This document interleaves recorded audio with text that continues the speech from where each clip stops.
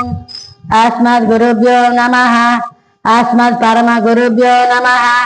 अस्मद् सर्व गुरुभ्यो नमः। श्रीमते रामानुजाय नमः। 16వ పాఠ విశేషం తెలుసుకున్నామమ్మా. ఇప్పుడు దాకా అయిపోయింది. గోపికలు అందరినీ నిద్రలేపారు, అందరినీ వచ్చి గోష్ఠిగా చేద్దామని చెప్పారు. 16వ పాఠంలో ఆచార్య కృప. ఎన్ని ఉన్నా ఆచార్య కృప లేదే భగవంతుడి దగ్గర వెళ్ళడం అసాధ్యం. కష్టం కాదు, అసాధ్యం అంతే. ఏదైనా ఒక ఆచార్య రూపేణ మనకి చక్రాంతాలు సమాధానం అయ్యి వాటి విశేషం తెలుసుకొని అని తెలుసుకుంటేనే భగవంతుడి దగ్గరికి వెళ్ళడం చాలా సులభమార్గం అవుతుంది అని తెలియజేస్తున్నారు. ఎగ్జాంపుల్ ఎందుకు మా రామానుజాచార్య వారు ఎన్నో కార్యక్రమాలు కోకొల్లరమ్మా వారు చేసినవి. వారి గురించి చెప్పుకోవాలని సంవత్సరం కూడా సరిపోదమ్మా, అన్ని ఉన్నాయి కోకొల్లలుగా. ఎందుకు చెప్పుకుంటున్నాము? వారు ఆచార్య స్థానంలో ఉండి ప్రతిదీ వారు ఇప్పుడు ఇన్ని చేయబట్టే తిరుపతిలో కాబట్టి ప్రతి ఊర్లో ప్రతి దివ్యదేశంలో ఎన్నో ఎన్నో మార్పులు. ఒకటి చెప్పడం కాదమ్మా, దాన్ని ఇక గట్టిగా ముద్ర వేశారు. ఏంటంటే ఇక అవి మారకూడదు, ఇక జీవితాంతం ఎవరు మార్చడానికి అవకాశం లేదన్నట్టుగా గట్టిగా చేశారు. అందువల్ల ఇప్పటికీ ప్రతి ఒక్క అన్ని చోట్ల వారేం చెప్పారు? అందరూ ఈక్వల్, సమానత్వం ఎక్కువగా చెప్పారు. కులం కాదు, మతం కాదు, స్త్రీ కాదు, లింగ భేదాలు ఏమీ లేవు. నువ్వు రావాలి, నువ్వు చేయాలి, భగవంతుడి దగ్గరికి అందరూ సమానమే అని తెలియజేస్తున్నారు. అదే ఆచార్యులు తెలియజేసే వాటిని పాటిస్తూ ఉంటే మనము మంచి మార్గంలో వెళ్ళడానికి ముఖ్యంగా మనకి బాగా విషయాలు బాగా తెలుస్తాయమ్మా. 17 విష్ణుకర. మనము ఎన్ని చేసినమ్మా విష్ణుకరని ఈ ఒక పాత్రలో విశేషకర గురించి చెప్పారమ్మా. విష్ణుకర ఎట్లా ఉంటది? ఇలా ఇలా రెండు వైపులా అంటాం కదమ్మా. ఈ రెండు వైపులా అండం అంటే ఏంటి తెలుసా? అహంకారం, మమకారాలు. మనము ఎన్ని చేసినా అహంకారం వేయకుండా అహంకారంగా మనం చేస్తే దాని ప్రయోజనం అనేది ఉండదమ్మా. అలాగే మమకారం కూడా వేడాలి. మమకారం అంటే మన మీద, మన బంధువుల మీద, మన వస్తువుల మీద, ఇంటి మీద, శరీరం మీద. అహంకారం మమకారమే. అహంకారం ఇప్పుడు కొన్ని విషయాలు తెలిసేప్పటికి ఏమవుతుందంటే చాలా మందికి నాకు తెలుసు అనే గర్వము అహంకారం అనేది ఏర్పడుద్ది. దాన్ని వేడండి అని చెప్తున్నారు. అహంకారము, మమకారము. మన శరీరం మీద మమకారము, ఇంట్లో వాళ్ళ మీద, బంధువుల మీద, ఆత్మ బంధువుల మీద, మనకి ఇప్పుడు అత్తగారు, మామగారు ఇవేమి శాశ్వతం కాదమ్మా. ఒక్క నిమిషంలో ఏదైనా కన్ను రెప్ప వేసి తీర్చేలోపు మన శరీరం ఉండదులే మనకే తెలియదు. ఇవన్నీ శాశ్వతం కాదు. అహంకారం, మమకారాలు వీడితేనే ఏదైనా సాధ్యము అని చెప్తున్నారు. 18వ పాఠంలో అమ్మ ద్వారానే మనం వెళ్ళాలి అని చెప్తున్నారు. తండ్రి ముఖ్యమైన చెప్తున్నారు స్వామి. కానీ మనం నాన్న దగ్గరికి ఏదున్నా నాన్న దగ్గర నేరుగా వెళ్తామా? వెళ్ళం.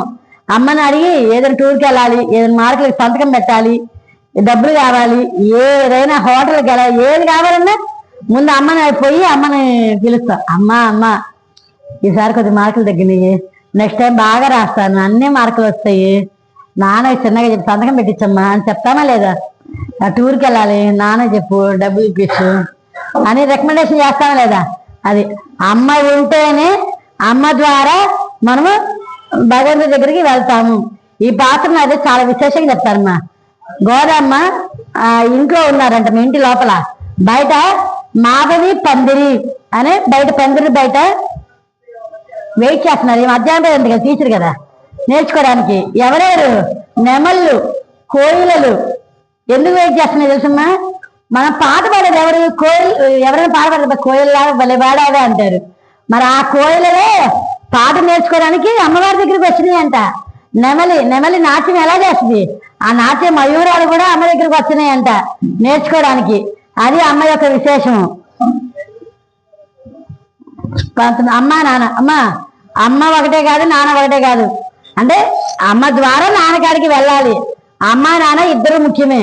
సృష్టి కార్యం మనకి సృష్టి అనేది పెరగాలి, రావాలి అంటే సృష్టి కార్యం అనేది జరగాలంటే అమ్మ నాన్న ఇద్దరు ముఖ్యమే అని తెలియజేస్తున్నారు. ఏ ఇంటికైనా అంతే కదమ్మా. అమ్మ నాన్న ఇద్దరు ఉంటేనే వంశాభివృద్ధి, వంశము అనేది వృద్ధి చెందుద్ది. 20వ పాత్రం ముక్కోటి దేవుడు ఇక్కడ చెప్తున్నారమ్మా. 20వ పాత్రంకి వచ్చినప్పటికీ భగవంతుడు మనం వాడైపోయాడు కృష్ణయ్య. ఇక్కడ నుంచి స్వతంత్ర భావం ఎక్కువైద్ది. అంటే చెప్పుకోవడం కూడా దిప్పుపడుపులు, కోపాలు, నిష్ఠూరాలు. ఎందుకంటే ఇప్పుడు 20 రోజుల నుంచి 1 రోజు 2 రోజులు వస్తే గుడికి అనిపించదమ్మా. 20 రోజులు వచ్చాక మన గుడేగా, ఏముంది మన స్వామిగా అని అనుకుంటామా లేదా? అలాగే 20 రోజులు గడిచేటప్పటికి వీళ్ళలో స్వతంత్ర భావం ఏర్పడింది. అన్నారు, ముక్కోటి దేవతలకి ఎటువంటి సమస్య వచ్చినా నువ్వే తీరుస్తావు కదా స్వామి. మన సినిమాలో కూడా చూస్తున్నాం కదమ్మా. స్వామి అనగానే రాజ్యానికి ఏదైనా ఇబ్బంది వచ్చినా, ఏ ప్రాబ్లం వచ్చినా వెంటనే అడిగి అడగకముందే ఆయన కష్టం తీరుస్తారు ముక్కోటి దేవతలకి. వారంటారు, ముక్కోటి దేవతలకి ఎన్ని కష్టాలు వచ్చా తీరుస్తున్నా కదా స్వామి, మరి అన్నప్పుడు మేము స్త్రీలు మరి మనకు చిన్న చూప అని. ఇక్కడ ఏది కోపాలు కాదమ్మా, మన స్వతంత్రత. ఇప్పుడు కొత్త మాట మనం చెప్తాం, ఆ మాట ఆన్లైన్లే. మన 3 కోట్ల మంది మగవాళ్ళు అని చెప్పి, ఎక్కువ మంది సంఖ్య అని చెప్పి మీరు వాళ్ళకి తీరుస్తున్నారా, మేము ఆడవాళ్ళము తక్కువ మంది అని చెప్పి మాకు తీర్చట్లేదా అని వాదన ఆడుతున్నారన్నమాట. 21 రామానుజులు. నేను ఇందా చెప్పా కదమ్మా ఆచార్యుల గురించి. ఆచార్యులకి ఇక్కడ ఒక శోధన జరుగుద్దమ్మా. ఇప్పుడు కావాలంటే మనం ఇన్ని రోజులు వస్తున్నాం, భగవంతుడు కూడా మనల్ని పరీక్ష పెడతాడు, వీళ్ళు చేయగలరా లేదా. ఎందుకంటే మనం చేసే ప్రతి మంచి పనికి ఎన్నో ఆటంకాలు వస్తూ ఉంటాయి. వారిని అధిగమించి చేయడమే భగవంతుని కృప. వారు పరీక్ష పెడతారు, శోధిస్తారనమాట. ఎవరి దాకా ఇప్పుడు నేను చెప్తున్నానమ్మా, కొన్ని ఆటంకాలు పెడతారు. ఈ పిల్ల చెప్పుదే చెప్పదా, శోధిద్దాం అంటే అటువంటి వాటిని కూడా మనం ఎదుర్కొని భగవంతుడి మీద ఇష్టం ఉంటే ఎటువంటి కష్టమైనా మనకు చాలా ఇష్టమైన, అవునా కాదా? మనకి ఇష్టమైన పని ఏదైనా ఉందనుకోమ్మా, ఎంత కష్టమైన ఇష్టంగా చేస్తాం. అది రామానుజులు తిరుక్కోష్టికి 17 సార్లు వెళ్ళారమ్మా తిరుమంత్రార్థం కోసం. 18 సార్లు ఇచ్చారన్నమాట. అప్పుడు అడిగారు శిష్యులు గురువుని, ఆయన పేరు తిరుక్కోష్టి నంబి. వారిని అడిగారంట, స్వామి ఎందుకు స్వామి రామానుజులు శ్రీరంగం నుంచి 100 కిలోమీటర్లమ్మా, 100 కిలోమీటర్లు ఇన్నిసార్లు వస్తే ఎందుకు కటాక్షించలేదని ఆయన అన్నారంట. నేను చెప్తాను కానీ వాళ్ళకి అర్హత ఉందా లేదని నాకు తెలియాలి కదా, అందుకని శోధిస్తారంట. అది 22, 23 పాసరాలు సింహాసన పాసరాలు. ఈ విశేషాలు చాలా విశేషమైనటువంటి సింహాసనం. మనం చెప్పాం కదా, అమ్మవారు చెప్తూ ఉన్నారు ఒక్కోటి సింహాసన పాసనాలు. ఇప్పుడు మన స్వామిలు అయ్యారు కదా, మీరు రండి వచ్చి సింహాసనం మీద కూర్చోండి అంటున్నారు. మొదటి రోజు సింహాసనంలో అరమోర్పు కన్నులు ఎలా తీయాలంటే, కళ్ళు కూడా మన మువ్వలు కాలి మువ్వలు కనుక ఉంటాయి కదమ్మా, అలా ఆ కళ్ళు కూడా స్వామిని ఎలా కళ్ళు తెరవాలో, ఎలా నడవాలో అన్ని అమ్మవారు చెప్తున్నారు. మా గోదావరి చెప్పా కదా, అరమోర్పు కన్నులు. రామయ్య అంట పడుకున్నాడేమో కౌసల్య విశ్వామిత్రులు చూశారంటమ్మా. అది చూసి విశ్వామిత్రుడు ఒకనాడు చూసి ఆ నందంతో తన్మయత్వం పొంది కౌసల్య సుప్రభ రామ పూర్వ సంధ్య ప్రవర్తతే అని పాడారంటమ్మా. ఆ సుప్రభాత పాత్రనే ఇప్పుడు ప్రతి గుళ్ళల్లో అన్ని ఊళ్ళల్లో సేవిస్తారు. వారు నిల్చున్న అందాన్ని అక్కడ వారిని కట్టారు కదమ్మా. వారిని కట్టినప్పుడు అక్కడ అందరూ హనుమ భక్తులు ఉన్నారు కదమ్మా, వాళ్ళ సైన్యం చూశారంట రామయ్య నిల్చున్న అందాన్ని. అలా కూర్చున్న అందాన్ని ఎవరు చూశారు? భరతుడు, గుహుడు చాలా మంది చూశారు. అరమోర్పు కన్నులు అందరూ చూశారు. కానీ నాకు అలా కాదు, అరమోర్పు కన్నులు. ఎందుకంటేనమ్మా ఒక్కసారిగా స్వామి కళ్ళు తెరిస్తే మనం తట్టుకోలేము. అందువల్ల మేము నిదానం తెరవని స్వామి మేము చూస్తాము అన్నారంట.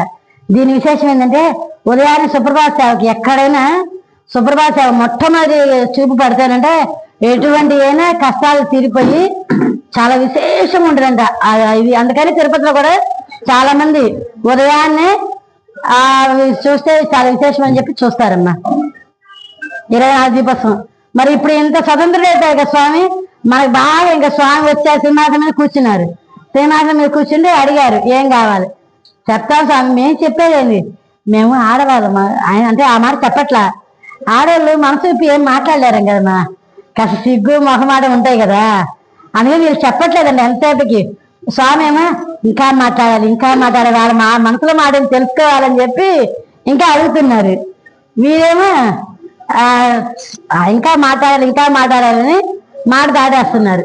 ఇప్పుడు ఇంత చేస్తున్నా కదమ్మా, మనకి ఇంత దగ్గర అయిపోయారు కదా, ఇంత జరిగింది కాబట్టి స్వామి మీరు ఇంత నడిచి వచ్చి సింహాసనం మీద కూర్చున్నారు, మీ కాళ్ళు కందిపోయినాయి స్వామి, మీకు మంగళం పాడతాము అని మంగళశాసనం పాడారమ్మా.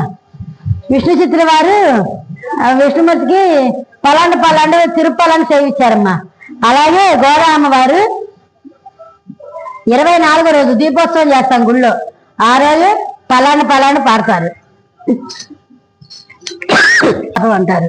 చాలా విశేషంగా ఉంటుందమ్మా. అందరూ మన చేతులతో మనం దీపం తీసుకొని చక్కగా స్వామికి హారతి ఇవ్వచ్చు అనమాట. 25వ పాసురం అవతార రహస్యం. ఇది చాలా విశేషమైనటువంటి పాసురం అమ్మా. అవతార రహస్యం అంటే మనం కోరుకునే కోరికను గురించి చెప్పారు. మనం కోరుకునే కోరిక అనేది ఏ స్వార్థము లేకుండా, ఎవరిని ఇబ్బంది పెట్టకుండా మనం కోరుకునేది కూడా క్లారిటీగా కోరుకోవాలి. ఇక్కడ ఎగ్జాంపుల్ దేవకి యశోదమ్మని చెప్పారమ్మా. దేవకి ఏం కోరుకుంది? నా గర్భాలు కృష్ణ జన్మించాలని మాత్రమే కోరుకు. అలాగే యశోదమ్మ ఏం కోరుకుంది? భగవంతుని పెంచే ఇవ్వయ్యా అని చెప్పి ఆమె కోరుకుంది. ఆయన ఏం చేశాడు? ఆయన క్లారిటీగానే ఇచ్చాడు. ఆయనకి ఏం చేశారు? దేవకి కనే ఇచ్చారు కానీ పెంచే అర్హత ఇవ్వలేదు. యశోదమ్మకి పెంచే అర్హత ఇచ్చారు కానీ అదృష్టం ఇవ్వలేదు. అందుకని మనం కోరుకునే కోరిక అనేది, ఇప్పుడు మన రాక్షసుల విషయంలో కూడా అంతే కదమ్మా. చావు కాకుండా ఇంకేదైనా కోరుకో అంటే 100 చెప్తారు. అంటే వాళ్ళ తెలివితేటలు ఉపయోగించి, వీళ్ళెంత తెలియగలలే భగవంతుడు ఇంకంతగా తెలివితేటలు లేవైంది. అంతకు మించి ఇంకో అవతారం ఎత్తి వాళ్ళు సంహరిస్తుంటారు. అందువల్ల ఎటువంటి కోరికలో ఎటువంటి ఉండకూడదు. మనం అందరూ బాగుండాలి అనుకోవటం దాంట్లో మనం కూడా ఉంటాం కదమ్మా. అంతే, అందరూ బాగుండాలని మాత్రమే కోరుకోవాలి. 26 చెప్పా కదమ్మా. కోరికలో క్లారిటీ. కోరిక ఏమి మనం కోరుకోకూడదు. భగవంతుడి దగ్గరికి వచ్చి ఏమి లేకుండా నిస్వార్థంగా దండం పెట్టుకొని శరణాగతి, నీవే స్వామి, మొత్తం నీవే, నాకు ఇంకేమి వద్దు అని అందరూ బాగుండాలి. అందరూ బాగుండాలి. అందులో మనం కూడా ఉంటామమ్మా. భగవంతుడు ఉంటాడు. భగవంతుడు బాగుంటే ఆటోమేటిక్ గా మనం బాగుంటుంది, ఊరు బాగుంటుంది, ప్రపంచమే బాగుంటుంది. అందుకని ఎక్కడ కోరిక అనేది కోరుకోకూడదు మనం. 27 కూడారాయి పాత్రం. 27 కూడారాయి పాత్రం. ఇప్పుడు మనం అందరం కూడాం కదా, భగవంతుడు స్వామి అందరూ గోపికలు అందరూ ఒకటైపోయారు కదా. అందుకని అందరం కూడాం కదా స్వామి, అందరం కూడి కూడారాయి పాయసం సేవించాలని ఉంది అని కోరారంట. అలాగే అని చెప్పి ఆ రోజు చాలా విశేషంగా ఆ కూడారాయి పాయసం చేతిలో పెట్టుకుంటారన్నా, మోచేతి దగ్గరికి నెయ్యి కారాలి, అంత విశేషంగా ఉండాలి అని చెప్పారు. అదే కాదు, ఆ రోజు నగలు కూడా వాళ్ళు మీకు సన్మానం చేస్తే ఏమైనా కావాలా అని అడిగారు స్వామి. అడిగితే వారేమన్నారు? కావాలి స్వామి. ఏం కావాలి? గాజులు కావాలి, దండగడియాలు కావాలి, వంకీలు కావాలి అని అడుగుతాం కదా ఆడలు, కానీ సర్వసహజం కదా. అడిగారు. మేము వ్రతం చేసుకుంటున్నాము, వ్రతం చేసుకోవాలంటే ధ్వజము జెండా కావాలి కదా, అలా ధ్వజానికి బదులు గరుడ ధ్వజం కావాలి, తెల్లవారుజామున వచ్చే దీపాలు మంగళ దీపాలు కావాలి అని అడుగుతూ ఉన్నారు. పరా అనే వాయిద్యం కావాలి. ఇంకా అంటే మంగళ దీపం అంటే ఏంటమ్మా? ఆండాలం అమ్మవారే లక్ష్మీదేవే మంగళ దీపం. అంటే ఇక్కడ ఏమడుతున్నారంటే నగలు అనేది మాకు పై అర్థం కనిపించేది మాత్రమే. లోతు అర్థం ఏంటంటే మనం వ్రతం చేసుకుంటున్నాము, కంకణం కావాలి, గాజులు అంటే, దండ కడియాలంటే శంకు చక్రాలమ్మా. మనం ఎన్ని ఉన్నా ఈ శంకు చక్రాలు లేనిది పర్మిషన్ ఇవ్వరు స్వామి. ఇది ఉంటేనే ముఖ్యము అని తెలియజేస్తున్నారు. చెవులకు దుద్దులు కూడా అడుగుతున్నారు. ఏంటి తెలుసా? చెవులకు దుద్దులు అంటే తిరుమంత్రం. అలాగే కాళ్ళకు కడియాలు అడిగారమ్మా. కాళ్ళకు కడియాలంటే ఏంటి తెలుసా? భగవంతుడి దగ్గరికి మనం వెళ్ళడానికి కాళ్ళు సహకరించాలి. కాళ్ళు అంటే ఆరోగ్యము అన్ని సహకరిస్తున్నాయి. కాళ్ళు వెళ్ళడానికి ఎటువంటి ఆటంకాలు లేకుండా చెయ్యి స్వామి అని తెలియజేయడమే. ఇదేంటంటే చిట్ట చివరిగా మాకు మొత్తం కావాలి, అమ్మవారు కావాలి, గరుడ ధ్వజం కావాలి, మరి మాకు మేలుకట్లు చాందిని అన్ని కావాలి అంటే అందరితో పాటు మీరు కూడా రండి స్వామి, మీరే కావాలి అని తెలియజేస్తున్నారమ్మా. 28వ పాసురం. 28వ పాసురం స్వస్వరూప ఆవిష్కారం. స్వస్వరూప ఆవిష్కారం అంటేనమ్మా మన స్వరూపం చూసుకోవాలంటే ఏం చూడాలి? అద్దం చూడాలి. అద్దంలో ఏం కనిపిస్తుంది? మనం బాగున్నామా లేదా, ఏమైనా లోపాలు ఉన్నాయా అనేది చూసుకుంటాం. కానీ దీంట్లో లోతు అర్థం ఏంటంటే, ఇది పై అర్థం అర్థం మాత్రమే, కానీ లోతు అర్థం ఏంటంటే మన లోపల మనం ఎలా ఉన్నాము, మనం మంచిగా ఉన్నామా లేదా, ఏమన్నా చెడుగా ఉన్నామా, మన ఆలోచనలు ఎలా ఉన్నాయి, మన భగవంతుడి పట్ల ఎలా ఉన్నాము, మన అందరితో ఎలా ఉన్నాము అని అన్ని తెలియజేయడమే స్వస్వరూపం అన్నమాట. స్వస్వరూప ఆవిష్కారంలో అంటే దాంట్లో స్వామి చెప్తారు మనకి అర్హత ఉందా లేదా అని కూడా తెలియజేయడం. మనము భగవంతుడి దగ్గరికి వెళ్తున్నాము, భగవంతుని కోరుకుంటున్నాము. గోదామాత పెళ్లి చేసుకోవాలనుకుంది, కానీ ఆమంట పూలమాల వేసుకొని సూడు కొడుతున్న ఆత్యారు అంటారు. ఆముక్త మాలేదని కూడా అంటారమ్మా. ఆ మాల ధరిచింది స్వామికి ఇచ్చింది కదా, అందువల్ల అంటే వేసుకునేదానంటే వేసుకొని చూస్తుందంట, నేను బాగున్నానా, ఇది స్వామికి బాగుంటుందా లేదా, ఈ మాల ఇది వేసుకుంటే స్వామి బాగుంటారా, నేను స్వామికి తగిన దాన్నా కాదా, స్వామికి నేను తగిన దాన్నా కాదా, అందంగా ఉన్నానా లేదా అని స్వామికి మనం అర్హత ఉందా లేదా అని తెలియజేస్తున్నాము. స్వస్వరూపము అంటే మనము ఎన్ని కోట్ల ఆస్తులున్నా ఎన్ని ఉన్నా ఒక 3 ఉంటేనే మన జీవితం అనేది సార్థకత. ఏంటది? కంటి నిండా నిద్ర, కడుపు నిండా తిండి, ఒంటి నిండా ఆరోగ్యం. అవునా కాదమ్మా? ఓపెన్ గా మాట్లాడకుండా మనం ఈ తిరుపాల 30 పాసాలు ఇన్ని విశేషాలు మాట్లాడంత బుర్ర లేదు, పర్వాలేదమ్మా. ఇప్పుడు మనం ఎన్నున్నా పెట్టారమ్మా, 20 రకాలు పెట్టారు ప్లేట్లో, పంచభక్ష పరమాన్నాలు, డ్రై ఫ్రూట్స్ పెట్టారు, స్వీట్లు పెట్టారు, ఎన్నో పెట్టారు. కానీ కడుపు నిండా తినాలంటే ఆరోగ్యం ఉండాలి కదమ్మా. అంటే తినేదానికి అర్హత అనేది ఇవ్వాలి స్వామి మీరు. అది కంటి నిండా నిద్ర, ఎన్నో ఉంటాయమ్మా. మంచం ఉంటుంది, పెద్ద మంచం ఉంటుంది, మెత్తగా ఉంటుంది, కానీ నిద్ర పట్టదు. ప్రయోజనం ఏంటి? మనం ఎంత సంపాదించినా కాస్త తింటాము, నిద్ర పట్టదు. రాత్రి 1 అయితే 2 అయితే నిద్రపోతే బాడీ అనేది రిలాక్స్ అవ్వదు కదా. అది ఒంటి నిండా ఆరోగ్యం.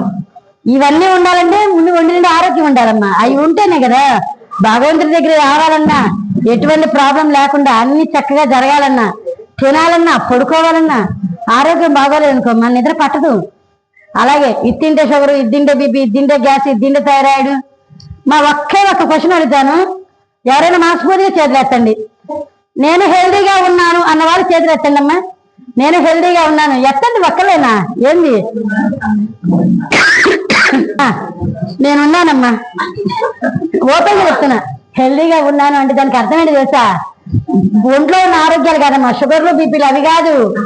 మెంటల్ గా హెల్దీగా ఉంటే చాలమ్మా. ఎటువంటి కష్టం వచ్చినా దాన్ని తట్టుకునే శక్తి కనుక ఉంటే ఎట్లాంటివి వచ్చినా మనం తట్టుకోగలుగుతాం. I'm healthy.